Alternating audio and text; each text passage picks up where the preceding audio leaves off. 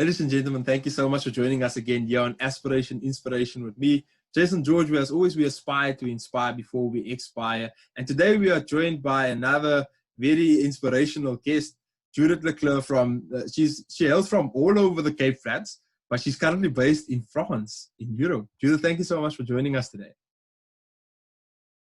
Thank you, George. Thank you for having me. It's a real privilege, and I am so honored for you to have invited me on this platform to be able to share my story.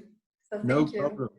No problem at all. I was so excited when I read a bit about your story, and I just want to ask you maybe to kick us off and talk to us a bit about your story. Where did it all start for you, Judith? Sure. So as I said, I hail from the Cape Flats, and I'm very proud of that. I was born in Hanover Park. I grew up in Hanover Park part of my life, and then I moved from Hanover Park to Mitchell's Plain, to Parkwood, to Valhalla Park, and basically my mother was a single parent, so we moved around a lot. And I think I went to a different school every year, sometimes even to 2 different schools. And then she was married, and I saw her once, I think at the age of 7. She was physically abused to the point of no recognition, and then she ran away with us to find shelter. And basically this would be with different family members wherever there was a space for us. Unfortunately, I don't know if I should say fortunately, but at the time I thought it was unfortunate. Yeah. But I think it was around the age of 9, my mother, in the middle of the night, she told me to go and knock on this door with my 3 siblings who were all younger than I, or that's younger than me, that I am. And this door actually was, she gave me a letter. She told me to give this letter to the person who opens the door. Yeah. I never read this letter.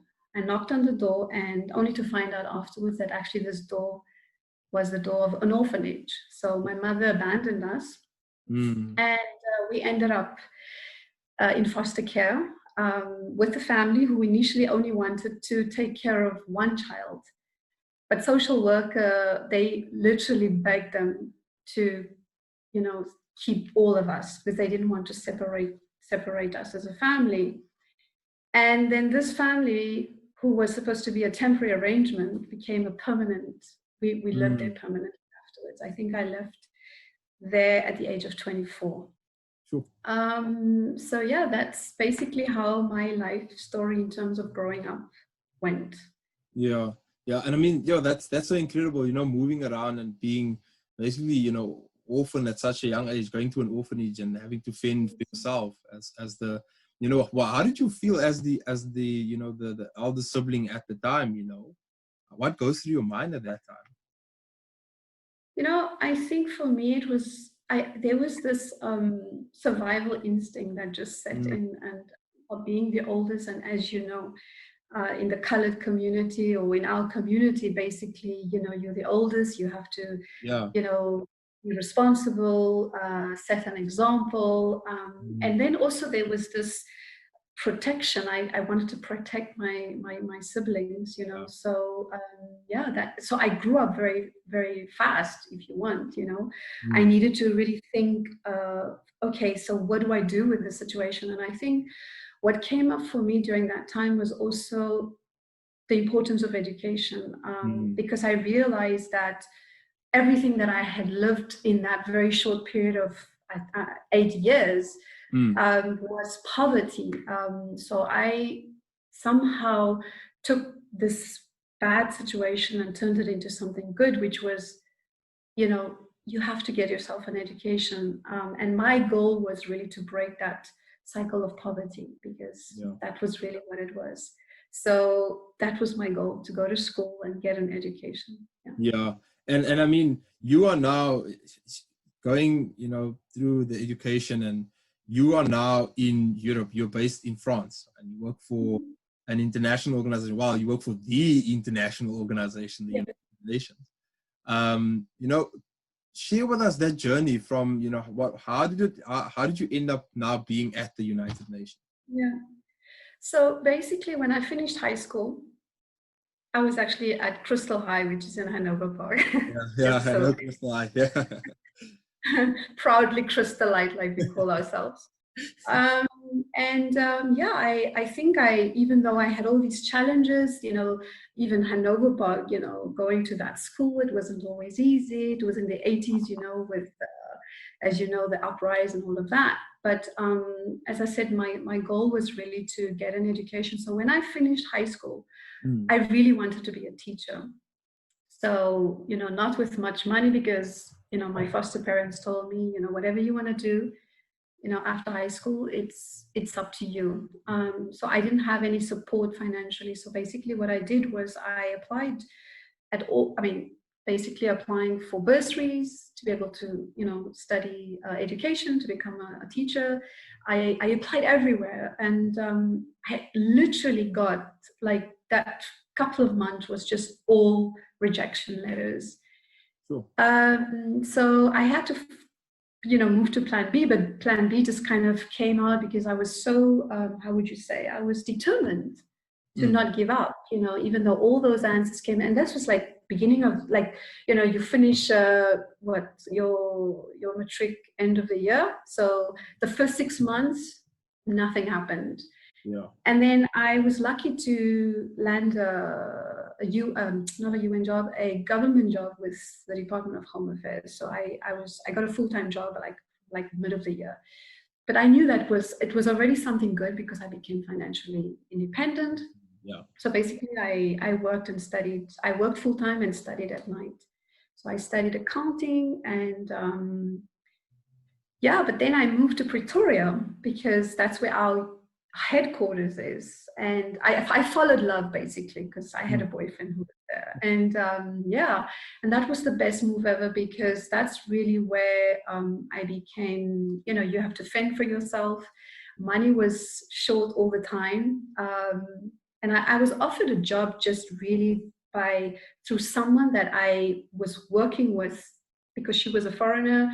She needed to get a permanent residency. And because I helped her, she just one day asked me, so what is your salaries like? Because I mean, she's a foreigner. And so I told her what I earned and she couldn't believe it. So she said, look, if ever I can do something for you, you know, I will see what I can do. So she actually told me about a program director who was looking for a personnel assistant. And I didn't think twice. I grabbed that opportunity because it was a UN job and it tripled my salary, literally.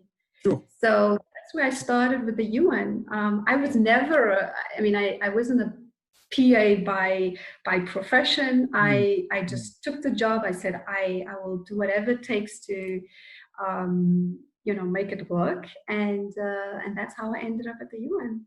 Sure. And then afterward, I think not even a year later, I met my then husband-to-be, and he got posted to Geneva, headquarters. Yeah. what a lovely story, and I suppose that was also part of following the love. Yes, yes. But it's crazy where luck can take you, exactly. Because I always used to say, when someone said, you're going to end up in Europe, I was like, why would I go to Europe? I love my country. I love my people. I have everything I need. I don't need to go to Europe. But just again, for me, is about opportunity. You know, when the opportunity is there, grab it with both hands. Don't think twice, because people are always gonna tell you, oh, you can't do that, or oh no, you know, what are you gonna do there? Because I remember when I moved to Pretoria, my family all thought I was crazy. And at the time they would say, why would you go to this verkamde place, Pretoria? Because it was like still verkamd, like that was the word they used. And I remember Cape Townians saying things like, Cape Town is the best place. But, you know, that mentality, it's just, you got to go out and, you know, get out of your comfort zone, basically. And that's exactly what I did. Yeah. No, but I mean, just to set the record straight, I think Cape Town is the best place. Oh, I support you fully, 100%. After 20 years out of Cape Town, I still say it's the best place Yeah, in this. yeah. And that, you know, that journey for you, Judith, from how did well, your experiences in South Africa, you know, growing up on the Cape Flats and then moving to Pretoria, how did that aid you, or how did that assist you when you then got to Europe? You know, I didn't realize it at the time, but I think moving around a lot, not that I had a choice, Mm. it just helped me to adapt, you Yes. know, adapt to the situation. Moving to France was so difficult. I mean, not speaking the language, not understanding the culture. It was really hard, and not having a family to go to. So that really helped me. So that, because again, you know, it's difficult. We all know it, you know, growing up the way we did. But then I come here, it's just a question of language and culture. But it teaches you resilience. So you're really resilient to the things that you have to experience in a foreign country with a foreign language. And yeah, the first 5 years was tough. But since I had this survival instinct, I had the resilience, the rest is history. Wow. I'm still here, you know, strong as ever. And you speak French now. I do speak French. Maybe you can share a bit of your story in French with us. I can share it, but then no one will understand. Ah, oui, ça. En français, je voulais dire que ça m'a fait plaisir d'être là avec toi, de partager mon histoire. So basically what I was saying in French was that it's a pleasure for me to be with you to share my story. Thank you so much for sharing that, and for translating, because I'm sure the people will appreciate that part. But you know, that's so amazing that, you know, you come from the Cape Flats and you moved all around, you know, through South Africa, working in Pretoria, and you know, then overcoming that barrier of now having to speak a different language and engage with different people. And you, as you say, you know, if there's one thing that moving around, you know, taught you, was to adapt to situations. And I think that's very important. And seeing the how can I say, the lessons that we can learn from our circumstances is also very, and the resilience. yeah. I mean, this is something that, I'm sorry, we have that these people don't have.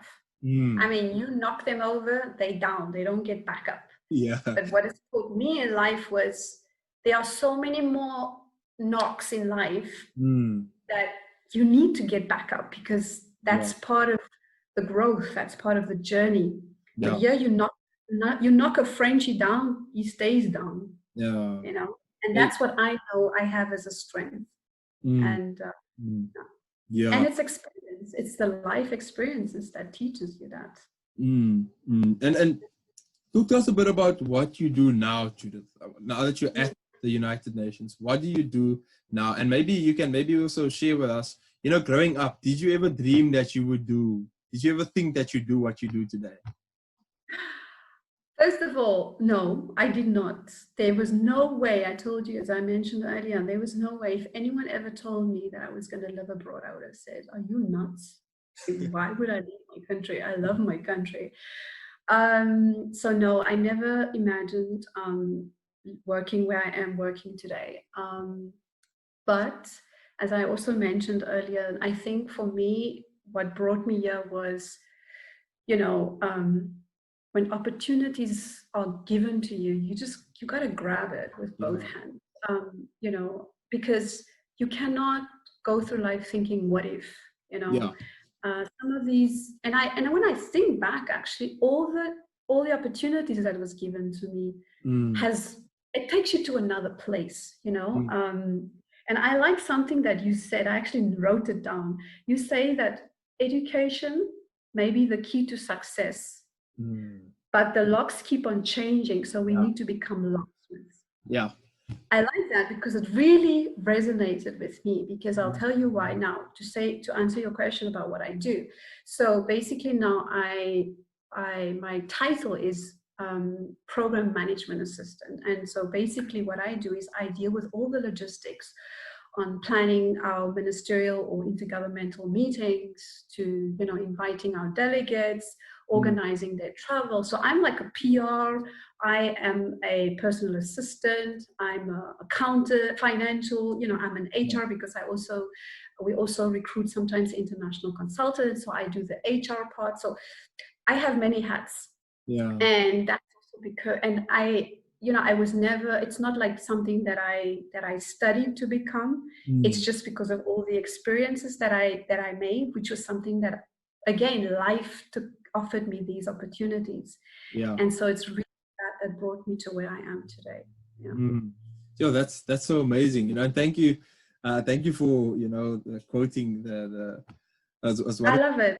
Yeah, it's just I love it. thought about, you know, because we often say education is the key to success, you know, but Yes. more challenges along the journey, you know, and those are challenges that we have to, as you say, adapt to. We have to keep on adapting to those.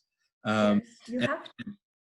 I mean, my next question was going to be, you know, if someone were to, you know, want to do what you're doing, do they have to study to get to do what you're doing? What advice do you have for a person that wants to do that? Yeah.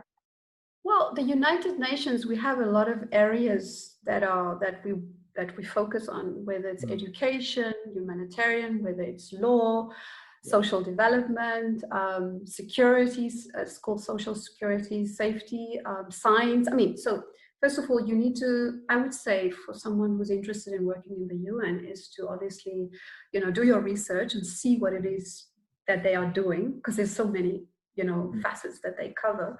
And then afterwards, when you know what it is you want to do, your passion, whether it's education, whether it's law, you know, then you know where you can apply.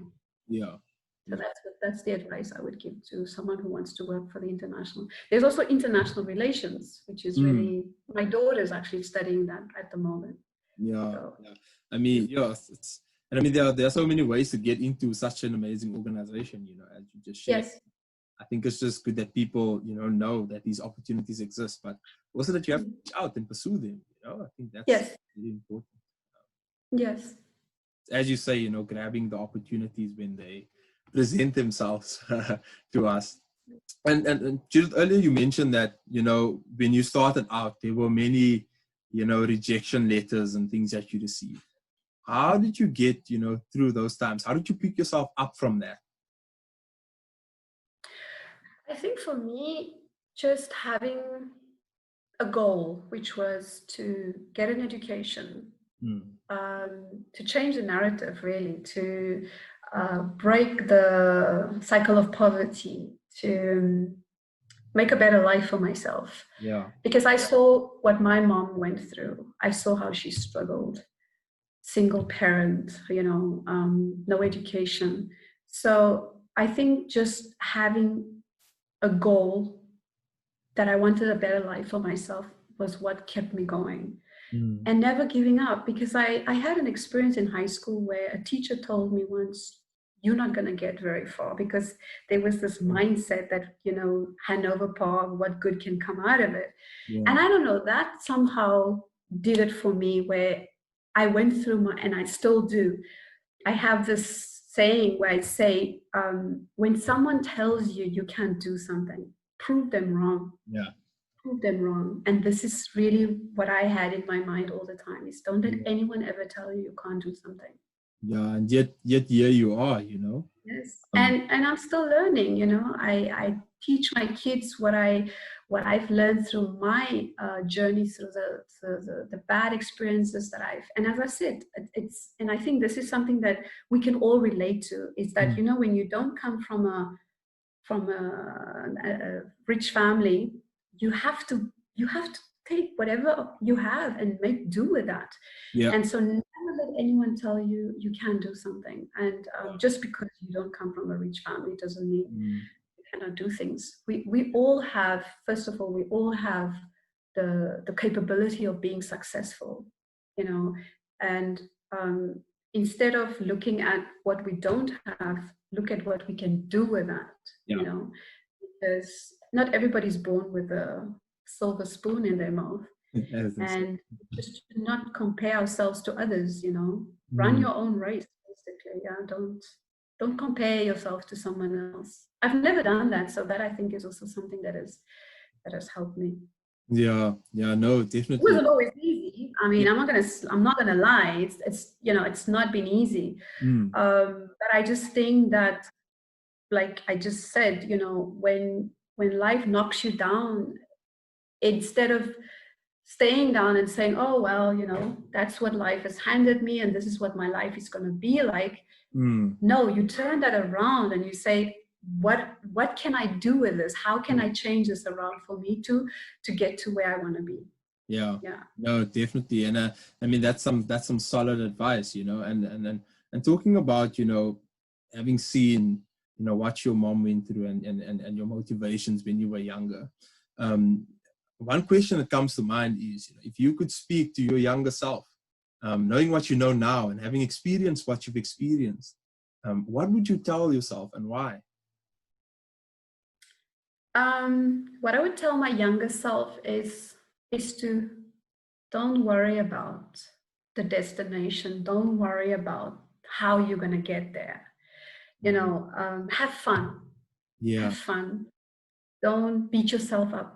Because I think in my personal experience, I was so scared of messing up. I wanted to change that narrative. So I was so scared of messing up. So I was always trying to stay away from trouble. I didn't go clubbing. I didn't smoke. I did all the things, and I wasn't having fun. So just to have fun, I would tell my younger self, because at the end of the day, life is gonna hand you out, knocks. But as long as you have a goal, that is what's gonna keep you going. And also, never give up. Never. And never let anyone tell you can't do it. And I would also tell my younger self, what was the other thing I was thinking of? I just slipped my mind. There's so many things I would tell her, but yeah, just to enjoy the journey, enjoy the journey, and don't be so hard on yourself. I think that's sound advice for young people. I mean, myself, still being up and coming, we tend to be very hard on ourselves, especially when we fail. Then all of a sudden we feel like our dreams, we're not going to achieve it anymore, and everything that we're doing is in vain, and we are very hard on ourselves, and we forget to enjoy the journey. Because I think it's true. Yeah, I think that's something very important. Thank you so much. And hearing it out of the horse's mouth, someone who's experienced all of these things, it just makes it so much more susceptible for us to take in and just learn from that experience. Judith, final question. What is your message of hope and inspiration to young people, your peers alike, anyone listening to this interview right now? Enjoy the ride. Just enjoy the ride. No, really, it's sometimes we are so focused on the problem that we are dealing with at the moment, that we don't see the bigger picture. And I always say, and I say to my kids as well, there's always a lesson out of everything that we are going through. There's always a lesson out of it. So just enjoy the ride, enjoy the journey, because we are, because if you stay focused on what it is you want to do, you're going to end up there. Sometimes we have to take a longer route because life, and I have this image of, someone told me recently, when someone is in hospital and they know they're going to die, they think of all the things that they regret not having done. They never regret the things they did do. They regret the things they haven't done. And then I see life as, when someone is alive, the machine, how do you say, the heartbeat, it's going like this. That's life. Life has the ups and downs. And when that person passes away, it's this. So basically, that's how I see life. If you have a straight line, it means you're not living. Whereas if you're living, you're supposed to have that, because that's like the heartbeat. So enjoy the ride. Really enjoy the ride. So profound. Thank you so much, Judith. Thank you so much for sharing your story with us and for sharing your, all of these nuggets of wisdom with us here on Aspiration, Inspiration. And, the question always pops up, what good can come from the Cape Flats? What good can come from Hanover Park? And today we are chatting to you, Judith. Thank you so much. It's a lot coming from Hanover Park.